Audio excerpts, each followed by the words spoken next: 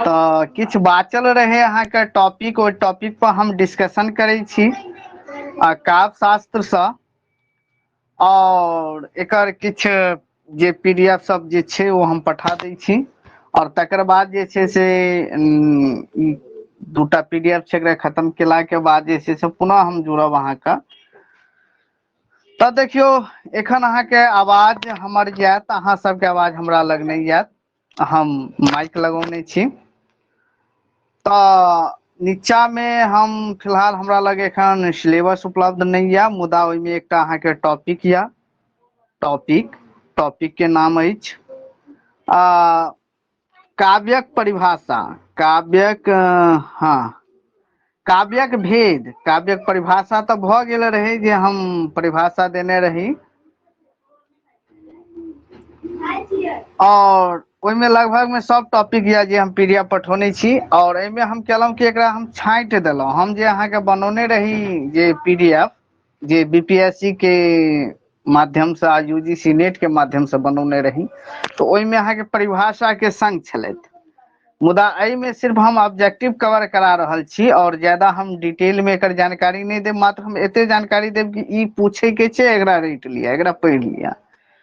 तो देखियो जो अहाँके पूछे कि आचार्य लोकनि जे छलथि अहाँके, आचार्य लोकनि सब ओ काव्य के भेद जे छै से 3 भाग में बंटने रहनि। कतेक भाग में?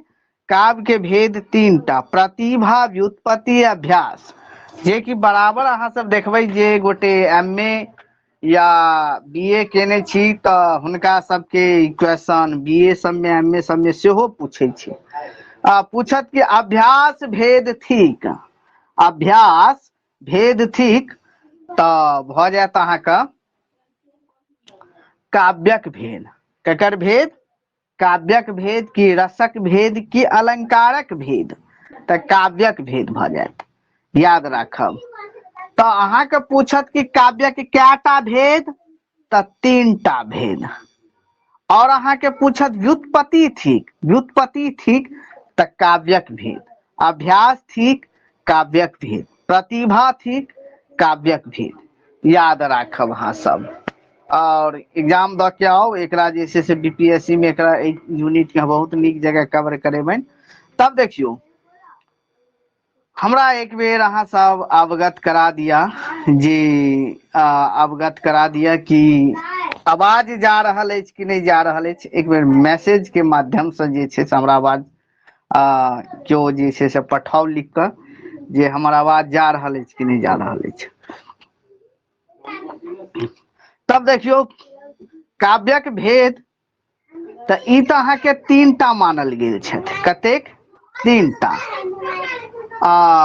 प्रतिभा, व्युत्पत्ति और अभ्यास, काव्यक 3टा भेद अछि। काव्यक भेद, काव्यक भेद एक समान नहीं अछि। काव्यक भेद, सबसे पहिने तऽ अहाँके काव्यक भेद एक समान नहीं अछि। बुझलहुँ कि एकरा जे छै से अहाँके एखनो ई प्रतिभा, व्युत्पत्ति, अभ्यास तऽ भए गेल, काव्यक भेद अछि, मुदा काव्यक भेद एक समान नहीं या, एक समान नहीं या। विद्वान लोकनि काव्य के निम्न आधार पर बंटबाक प्रयास केने छथि, बंटबाक प्रयास केने छथि। देखियौ सबसे पहिने अहाँके भाषा के देखियौ, भाषा के आधार पर बांटे के प्रयास केने छै, स्वरूपक आधार पर और रमणीयता के आधार पर, रमणीयता के आधार पर और भाषा के आधार पर। देखियो ई अहाँके एक मत नहीं छै। जो अहाँ सब काव्य शास्त्र पढ़बै तऽ कहलहुँ तऽ एकरा महीनों दिन में नहीं खत्म होय वाला या, महीनों दिन में नहीं खत्म होय वाला या। विजेंद्र झा के जे छै से काव्य भाषा विज्ञान जे हम मंगौने छी, लगभग में 1100 पेज के अहाँके पोथी छै, 1100 पेज के भाषा विज्ञान विजेंद्र झा का। लेकिन कहलहुँ ना काव्य शास्त्र अनंत छै। तब देखियो भाषा के जे कि जे प्रचलित छै, जे हिंदी साहित्य होय चाहे अदर कोनो भी साहित्य होय, जाहिमे लगभग में काव्य शास्त्र से यह क्वेश्चन सब आबै छै। ज्यादा डीपो में नहीं जेबाक छै, जे हम कवर करा रहल छी बस ओइ पॉइंट के नोट कर दियौ। तो अहाँ के पूछत भाषा के आधार पर आचार्य भामा काव्य के कतेक भेद मानै छथि या कतेक भाग में विभाजित केने छथि, कतेक भाग में विभाजित केने छथि या मानै छथि। तो संस्कृत काव्य, प्राकृत काव्य, अपभ्रंश काव्य। अतः प हेतै अपभ्रंश, अतः प छूटि गेल छै, अपभ्रंश काव्य याद रखब। तो अहाँ के क्वेश्चन मात्र है एतबे बनत है, एतबे। भाषा यदि पूछत कि भामा के अनुसार भाषा के आधार पर काव्य के कतेक भेद होइ छै, तो 3टा भेद होइ छै। बस एतबे याद करेके छै, ई सब किछो याद करबाक जरूरत नहीं छै। तब देखियो तकर बाद एतऽ भ गेल अहाँ के रुद्रक आधार पर जे छै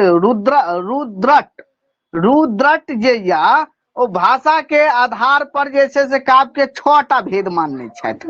कैटा भेद मानने छथि? 6टा। संस्कृत का, प्राकृत का, मागध का, पैसाची हेतै, पैसाची का, सौरसेन का,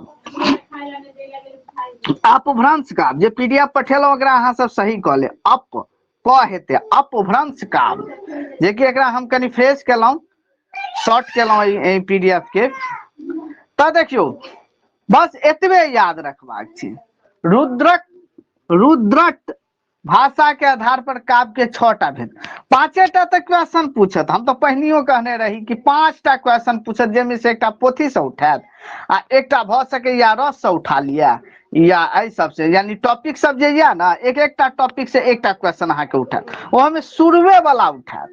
एते पढ़ के, लेकिन पढ़ के तो छै, एते पढ़ के जे वन लाइनर बने छै ओकरा तो एक बेर देखऽ पड़त।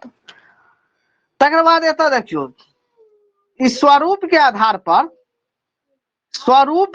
पर जे छै से अहाँ के भाषा के 2टा भेद होइ छै। ई अहाँ के भिभियाइया याद रखब, ई भिभियाइया स्वरूप के आधार पर ई पूछे छै, अहाँ के बराबर पूछे छै।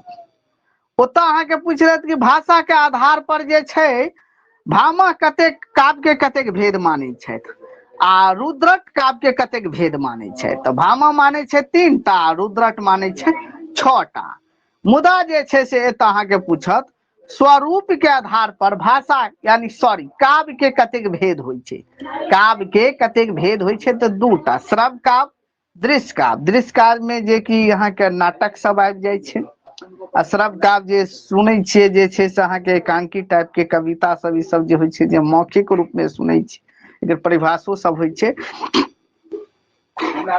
तकर बाद देखियो तो ई 2टा भिभियाइया। जो अहाँ के पूछत श्रव्य काव्य थिक त काव्यक भेद, सीधा काव्यक भेदो पूछत या डायरेक्ट 2 टाइप के क्वेश्चन पूछत। श्रव्य काव्य थिक त काव्यक भेद, या स्वरूप के आधार पर काव्यक भेद अछि त 2टा श्रव्य काव्य आ दृश्य काव्य।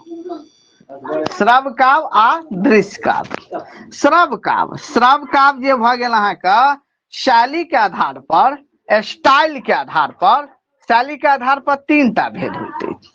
एकटा गद्य काव्य, पद्य काव्य, मिश्र काव्य और चंपू काव्य।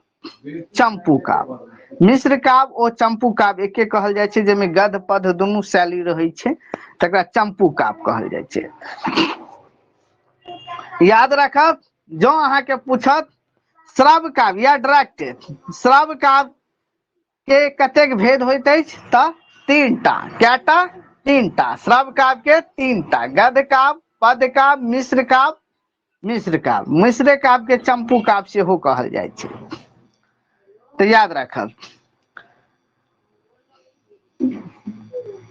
गद्य काव्य अहाँ के भ गेल। गद्य काव्य के 2टा भेद होइ छै। कैटा?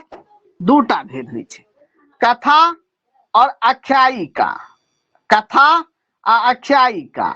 आख्यायिका अछि, कखनो भी याद रखब, आख्यायिका अछि पूछे छै, आख्यायिका अछि त गद्य काव्य के भेद, गद्य काव्य के भेद। पद काव्य, पद काव्य जे भऽ गेल अहाँके पूछत कि पद काव्य के कतेक भेद होइत अछि तऽ 3टा। कैटा? 3टा। प्रबंध काव्य, मुक्त काव्य और कोश। प्रबंध काव्य, मुक्त काव्य और कोश। कोश थी, कोश थी तऽ पद काव्यक भेद। पद काव्य शायद हमरा लगैया कोश वाला क्वेश्चन जे छै से या तऽ प्रीवियस ईयर में पूछने रहे, या शायद हमरा लग रहा है जे बीपीएससी में कतौ न कतौ कोश वाला क्वेश्चन लेकिन पूछने छै। हमरा एखन पूरा याद आबि रहल या कोश ठीक, कोश ठीक तऽ पद काव्यक भेद। प्रबंध काव्य, आब हम आबि गेलहुँ एतऽ प्रबंध काव्य। प्रबंध काव्य भऽ गेल महाकाव्य आ खंड काव्य। प्रबंध काव्य के कएटा भेद? 2टा भेद। हम शुरू से कहते अयलहुँ प्रबंध काव्य के 2टा भेद। भेद महाकाव्य, खंड काव्य, ठीक छै। तऽ आब देखियौ एतऽ जे छै से आब अहाँके दृश्य काव्य में आबि जाइ छी। तऽ महाकाव्य आ खंड काव्य, तऽ एतऽ तऽ समाप्त भऽ गेल प्रबंध काव्य तक। आब ई दृश्य काव्य, दृश्य काव्य कतऽ से एलै? कनी हम बैक जाइ छी।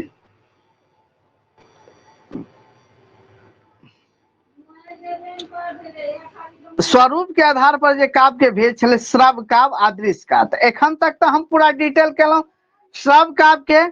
आब हम डिटेल दऽ रहल छी दृश्य काव्य के, याद रखब।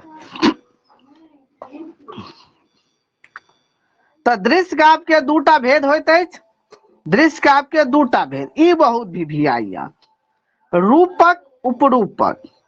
उपरूपक, उपरूपक, उपरूपक, सॉरी, रूपक आ उपरूपक। रूपक भेद थी, रूपक भेद थी तऽ दृश्य काव्य के। केकर भेद अछि? दृश्य काव्य के, याद रखब।